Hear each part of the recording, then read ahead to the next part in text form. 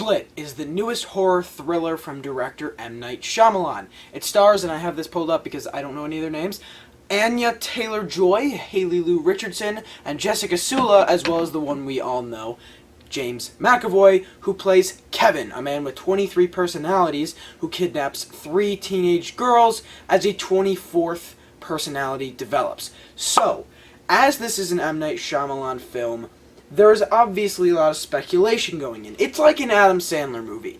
You keep going into them, expecting the next one to be better than the last, and you're always disappointed. While that's not necessarily the case with M. Night Shyamalan, it's kind of the same deal. You go into his movies always very speculative.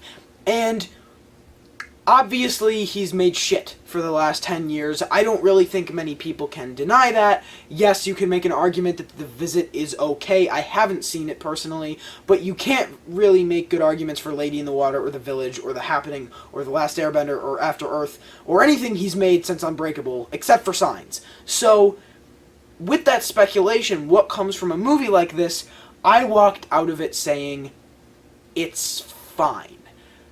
Was I entertained the entire time? Yes. This movie is filled with tension, and there are a lot of moments where you are scared, and you are pretty terrified. But unfortunately, a lot of those moments come from a lot of classic horror movie tropes, and a lot of horror movie cliches. I wouldn't necessarily call this movie a horror film. I definitely think it is more of a thriller film. I think it would be called a horror movie because there are a lot of similarities to other horror movies. Like, you see a girl run into a locker, and it's from the POV of her looking out of the locker. You see the clip in the trailer, and he pops up. It's one of those, like, come on, give that shit a rest. But I walked out of this entertained for 2 hours, and it is frightening at times. It absolutely is. There's a lot of tension, as I said, in this movie, but that does not hide this movie's flaws, and there is no denying this movie's flaws, because they're there, and they do need to be discussed. First things first for me is, I find it very interesting how M. Night Shyamalan thinks he can kind of do the same old stuff every time he makes a movie, and at some point, it's just kind of going to work out for him, because it worked twice. People make the arguments that movies like this and movies like The Visit are different than other films M. Night has made. But the simple fact is, when you really kind of tear the layers off of these types of movies, you see a very similar format and template that Shyamalan uses throughout all of his movies.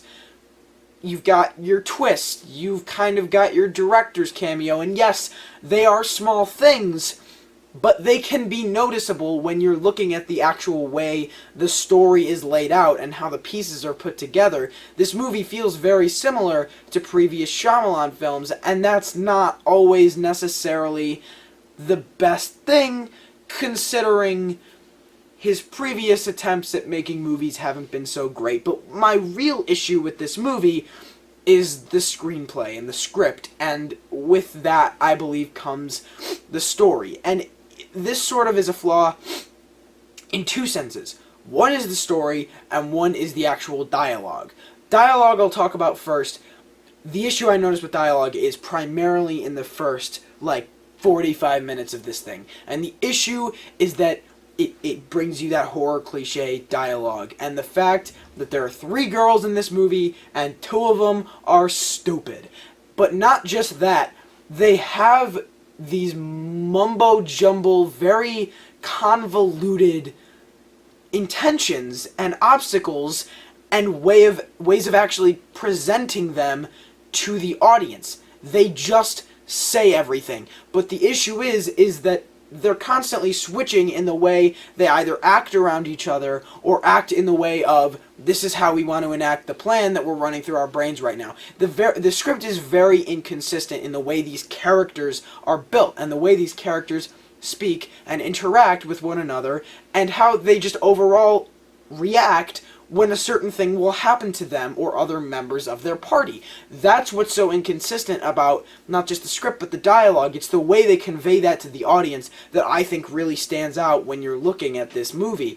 And the other being the story, in terms of, yes, it makes sense towards the end, But there are pieces missing. There are things that when you're looking at how the ending of this movie turns out, you can point to the rest of the movie and be like, no, there are some holes there. There are some things that don't make sense. And if you want to talk about not making sense, there's a reference at the end of the credits that I'm not going to spoil, but at first you're like, whoa, awesome, holy shit, that's so cool.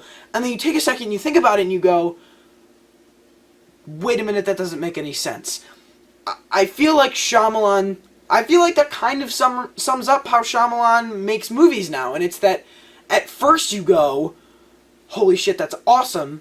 And then you think about it more and more and you go, wait a minute, that makes no sense in the scheme of things. And don't get me wrong, Shyamalan does a very good job, in my opinion, of directing this movie. I think it's a very well-directed movie. I think the way everything looks and the way everything feels is well done, and I think that's sort of the enjoyment that I found in this movie. Like I said, the tension and the way it builds that kind of horror and suspense, and you're sort of being sucked into this at times. I think the directing is good while he sort of fails at the screenplay. In terms of what I liked about this movie, other than that, the one thing that sort of everyone knew going into this movie was James McAvoy. I think everyone knew he was going to be spectacular, and he really was. He really shined through in this movie. Don't let the trailers fool you with the 23 personalities bullshit. You really only get 4 main personalities. The rest of them show up in a certain way, but the prevalent personalities sort of consist of 4. I will give Shyamalan credit for his lack of jump scares. That was kind of dope. I dug that, because jump scares, in my opinion, are the worst thing horror movies can do. Unless you do them correctly. There's a jump scare in Nocturnal Animals that's done correctly, but jump scares are commonly done wrong. Jump scares will give an audience a feeling of terror and then an actual jump for about 5 or to 10 seconds. But a movie take The Shining that has you psychologically freaked out and scared for the entire 2-hour runtime. This movie really does meddle with that. You're constantly a little scared about what's going to come next or what you're going to see next. That's how horror movies should be done, psychologically. There is a lack of jump scares in this movie. You could maybe say there were 2.